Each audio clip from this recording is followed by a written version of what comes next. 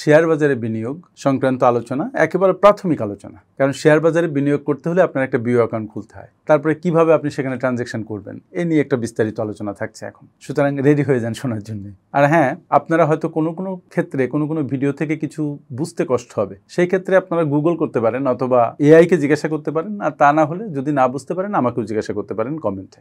তো চলুন আলাপ করা যাক শেয়ার বাজারে বিনিয়োগ, বিও অ্যাকাউন্ট এবং অন্যান্য বিষয়। অ্যাকচুয়ালি বিনিয়োগ শুরু করার আগে আমাদের দু একটা বিষয় একটু জানা দরকার, যে কোথায় আপনি কি বিনিয়োগ করবেন। শেয়ার বাজারে বিনিয়োগ করতে হলে কি, বাংলাদেশের শেয়ার বাজারের ভিত্তিটা কি।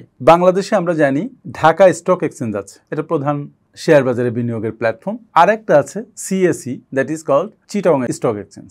ঢাকা স্টক এক্সচেঞ্জ এবং চিটাগং স্টক এক্সচেঞ্জে কি করে, সবগুলা কোম্পানি যারা শেয়ার আপলোড করার অনুমোদন পেয়েছে তারা ওখানে লিস্টেড হয়। অনুমোদন কারা দেয়? Bangladesh security and exchange commission, BSEC।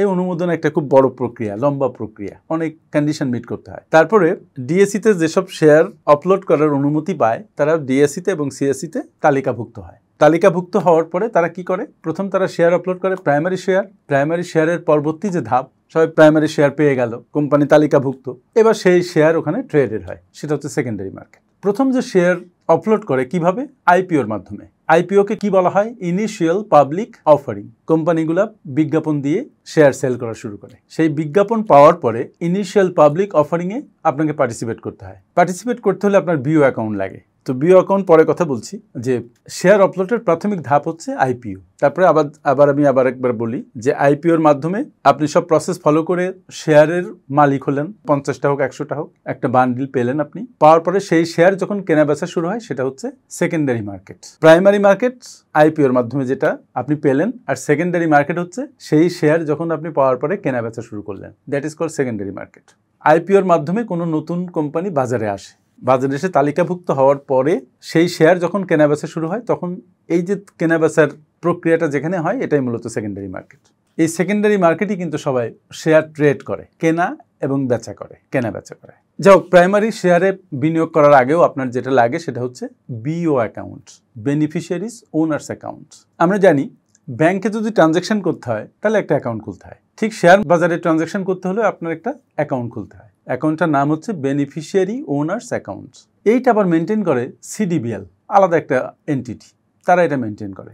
যত বেনিফিশিয়ারি ওনার্স অ্যাকাউন্ট আছে সবার ম্যানেজমেন্ট এক জায়গা থেকে হয়, সেটা হচ্ছে সিডিবিএল। একসময় শেয়ার বিক্রি হতো কাগজে শেয়ার আমরা কিনেছি একসময়। 96-এ একসময় রাস্তায় দাঁড়িয়ে সব শেয়ার কেনা বেচা হয়েছে। এখন সবকিছু ডিজিটালি মেনটেন করা হয়। বিও অ্যাকাউন্ট খোলার দরকার সেজন্য যে আপনার শেয়ার ইলেকট্রনিক্যালি ম্যানেজ করা হবে, আপনাকে একটা স্টেটমেন্ট ধরিয়ে দিবে। তো বিও অ্যাকাউন্ট খোলার জন্য তাহলে কি লাগে, কোথায় খুলবেন? বিও অ্যাকাউন্ট খোলার জন্য আপনার একটা ব্রোকারেজ হাউস লাগবে। ব্রোকারেজ হাউসটা আবার কি? ব্রোকারেজ হাউস হচ্ছে ডিএসই এবং সিএসির আন্ডারে যেসব শেয়ার, এই শেয়ার ট্রেড করার জন্য অনেকগুলো মেম্বার আছে। এই মেম্বাররাই শুধুমাত্র অ্যালাউড শেয়ার কেনা বেচার ব্যাপারে। আপনার শেয়ার আপনি সরাসরি কিনতে পারবেন না। বিও অ্যাকাউন্ট খুলে থ্রু দ্যাট মেম্বার্স, ডিএসির অথবা সিএসির, আপনি আপনার শেয়ার কেনা এবং বেচার কাজ করতে পারবেন। এই যে ব্রোকারেজ হাউস, এগুলো কিন্তু বিএসইসির অনুমোদন লাগে। বিও অ্যাকাউন্ট খুলতে কি লাগে? খুব বেশি কিছু লাগে না। আপনার এনআইডি লাগে, ন্যাশনাল আইডেন্টিফিকেশন নাম্বার। আপনার টিন থাকলে টিনটা লাগে, বাধ্যতামূলক নয়। আপনার ছবি লাগে, আর লাগে আপনার ব্যাংক হিসাব সংক্রান্ত তথ্য। তার মানে বোঝা যাচ্ছে বিও অ্যাকাউন্ট খোলার আগে আপনার একটা ব্যাংক অ্যাকাউন্ট খুলতে হবে। আরেকটা জিনিস লাগে, সেখানে হচ্ছে আপনার নমিনির তথ্য, নমিনির ছবি। ওদের ফর্মে নমিনির সিগনেচার করার জায়গাও আছে, সেই জায়গাটা, যেমন ব্যাংকে নমিনি লাগে, ঠিক একই ব্যাপার। তাহলে কি হলো, কাগজপত্র এবং ইনফরমেশন বললাম, এই ইনফরমেশনগুলো নিয়ে ব্রোকারেজ হাউসে আপনি যাবেন, ওরা একটা ফর্ম দিবে, সেই ফর্মে সবকিছু নির্ভুলভাবে পূরণ করবেন। আপনি পূরণ না করতে পারলে তারা আপনাকে হেল্প করবে। পূরণ করার পরে আপনার একটা বিও অ্যাকাউন্ট খোলা হবে উইথ সিডিবিএল। ব্যবস্থাটা কে করবে? ওই ব্রোকারেজ হাউস। তাহলে আপনার একটা শেয়ার কেনাবেচার জায়গা তৈরি হলো।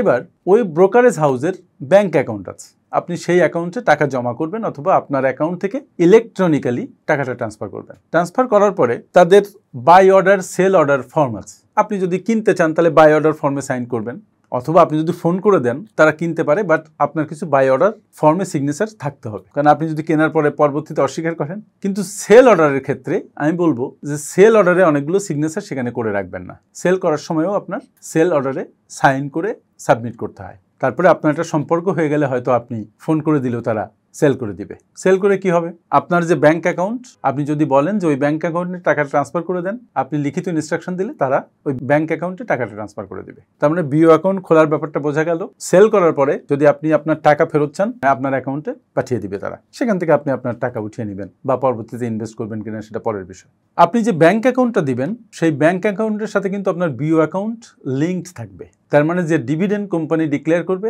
আপনার বিও অ্যাকাউন্টের সাথে লিঙ্কড যে ব্যাংক অ্যাকাউন্ট সেই অ্যাকাউন্টে যেয়ে কিন্তু জমা হবে। এবার প্রশ্ন আসে যে শেয়ার কেনা বেচার ধাপে ধাপে যে প্রক্রিয়া, সেটা যেটা একটু আগে আমি বলেছি অলরেডি, সেটা হচ্ছে বিও অ্যাকাউন্ট খোলা হয়ে গেল, আপনার ব্যাংক অ্যাকাউন্ট আছে, আপনি ওই অ্যাকাউন্ট থেকে ওখানে টাকা ট্রান্সফার করতে পারেন, অথবা আপনি ব্রোকারেজ হাউসের অ্যাকাউন্টে সরাসরি টাকা জমা করতে পারেন।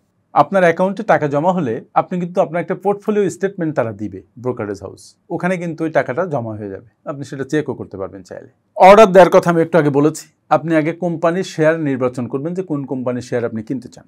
অর্ডার ফর্ম যেটা আছে সেখানে লিখবেন কোম্পানির নাম, কতগুলো শেয়ার কিনতে চান, আপনার সিগনেচার, আপনি তো টাকা আগে জমা দিয়েছেন, তাহলে আপনি অর্ডার প্লেস করা হয়ে গেল। ওরা আপনার অর্ডার পেয়ে আপনার শেয়ারের পারচেসটা তারা কনফার্ম করবে, এক্সিকিউট করবে। আপনি এটাও বলতে পারেন যে মার্কেট যে রেট আছে সেই রেটে আপনার শেয়ার কিনবে, অথবা আপনি একটা রেট দিয়ে দিতে পারেন যে আপনার শেয়ার এত টাকার মধ্যে কিনবে। যখন আপনি রেট উল্লেখ করে দিলেন তার চাইতে বেশি দামে তারা কিনতে পারবে না। আর যখন আপনি মার্কেট রেট উল্লেখ করে দিলেন, যখন তারা কিনবে তখন যে মার্কেটে যে প্রাইসে শেয়ারটা ট্রেডেড হচ্ছে ওই প্রাইসে তখন তারা কিনবে। মনে রাখতে হবে আপনার যে অর্ডার, এই অর্ডার কিন্তু ব্রোকারেজ হাউসের মাধ্যমে স্টক এক্সচেঞ্জে প্লেস হয়। আচ্ছা, শেয়ার আপনি কিনলেন, বিক্রির সময় কি অবস্থা? একই অবস্থা। আপনি কি দামে শেয়ার বিক্রি করতে চান, শেয়ার বিক্রির যে ফর্ম আছে সেখানে অর্ডার করবেন যে আমি এত দামে বিক্রি করতে চাই বা সর্বনিম্ন এত দামে বিক্রি করতে চাই। আপনি যেভাবে অর্ডারটা দিবেন তারা সেভাবে সেটা এক্সিকিউট করবে। আবার যদি বলেন যে না মার্কেট রেটে বিক্রি করতে চাই, তাহলে মার্কেট রেটে বিক্রি করে দিবে। সুতরাং আপনি কি অর্ডার করছেন, that is a vital thing. এবার আপনার শেয়ার বিক্রি হলো, বিক্রি হলে টাকাটা আপনার বিও অ্যাকাউন্টে থাকবে, একটু আগেও আলাপ করেছি। তো বিও অ্যাকাউন্টে থাকবে, আপনি যদি ব্রোকারেজ হাউসকে বলেন যে আমার টাকাটা ব্যাংক অ্যাকাউন্টে পাঠিয়ে দেন, তাহলে যে লিঙ্কড ব্যাংক অ্যাকাউন্ট আপনার বিও অ্যাকাউন্টের সাথে আছে ওই অ্যাকাউন্টে তারা টাকা পাঠিয়ে দিবে, অন্য কোনো অ্যাকাউন্টে বললেও পাঠাতে পারবে না। যদি আপনি ব্যাংক অ্যাকাউন্ট চেঞ্জ করতে চান থ্রু ব্রোকারেজ হাউস, সিডিবিএল এর মাধ্যমে আপনি এটা করতে পারবেন। আপনাকে লিখিত অনুরোধ করতে হবে, কেন চেঞ্জ করছেন কারণটা বলতে হবে। এখন এখানে খুব প্রাইমারি বিষয় নিয়ে আমি কথা বললাম। আপনি যখন কোনো একটা ব্রোকারেজ হাউস নির্বাচন করবেন সেখানে কয়েকটা সতর্কতা আপনার জন্য জরুরি। সেটা হচ্ছে ওরা একটা চার্জ কাটবে। এই চার্জ বা কমিশন কত? সিডিবিএল এর বছরে একটা চার্জ দিতে হয়। তো বিশেষ করে কমিশন খুব বড় একটা ফ্যাক্টর। তারা কি 50 পয়সা কমিশন নেবে, নাকি তারা 25 পয়সা কমিশন নেবে, নাকি তারা 10 পয়সা কমিশন নেবে, এটা আপনি নেগোশিয়েট করতে পারবেন। করে যত কম কমিশন হয় তত আপনার জন্য বেটার। আরও কিছু বিষয়, সেটা হচ্ছে শেয়ার মার্কেটে ইনভেস্ট করার আগে আপনি শেয়ার মার্কেট সম্পর্কে ভালোভাবে বুঝে নেবেন। আপনি পড়াশোনা করবেন অথবা কোথাও কোর্স করবেন এক্স্যাক্টলি শেয়ার মার্কেটের উপরে, তাহলে আপনি জিনিসগুলো খুব ভালোভাবে বুঝতে পারবেন। এবং আমি অনুরোধ করবো যে কারোর কথা শুনে, কোনো গুজবে কান দিয়ে অথবা কোনো সংঘবদ্ধ চক্রের হাতে পড়ে আপনি কোনো শেয়ার কিনবেন না তাদের পরামর্শে। আপনি ফান্ডামেন্টাল অ্যানালাইসিস করতে শিখবেন নিজে নিজে। করার পরে যে শেয়ারকে ভালো মনে করবেন সেই ধরনের শেয়ার কিনবেন। অন্যের কথা শুনে শেয়ার কিনলে আপনার লসের সম্ভাবনা অনেক বেড়ে যাবে। আমরা জানি যে শেয়ার মার্কেটে প্রায় 90 থেকে 95% লোক লস করে বেরোয়, আর 5 থেকে 10% লোক তারা লাভ করে। আপনি যদি শেয়ার মার্কেট সম্পর্কে সম্যক ধারণা রাখেন এবং বুঝে শুনে বিনিয়োগ করেন, তাহলে সেখান থেকে আপনি লাভ বের করে আনতে পারবেন। তবে একটা ব্যাপার এখানে খুব জরুরি, এখানে লোভ এবং ভয়, এই দুটো এক্সট্রিম ইমোশন আমাদের খুব ক্ষতি করে। ফলে শেয়ার বাজারে এই দুই কারণে মানুষ লস করে বেশি। সুতরাং আপনি যখন শেয়ার বাজারে বিনিয়োগের কথা ভাববেন, আগে নিজেকে তৈরি করবেন, নিজের ইমোশন কন্ট্রোল করতে শিখবেন, তারপরে আস্তে আস্তে বিনিয়োগ শুরু করবেন। একসাথে অনেক বিনিয়োগ করা দরকার নেই, আস্তে আস্তে শেয়ার মার্কেটের সাথে ধাতস্থ হবেন এবং বিনিয়োগ করবেন। আপনার সুন্দর বিনিয়োগ জীবন আমরা কামনা করি। আমার সাথে এতক্ষণ থাকার জন্য আপনাকে অনেক অনেক ধন্যবাদ। আসসালামু আলাইকুম।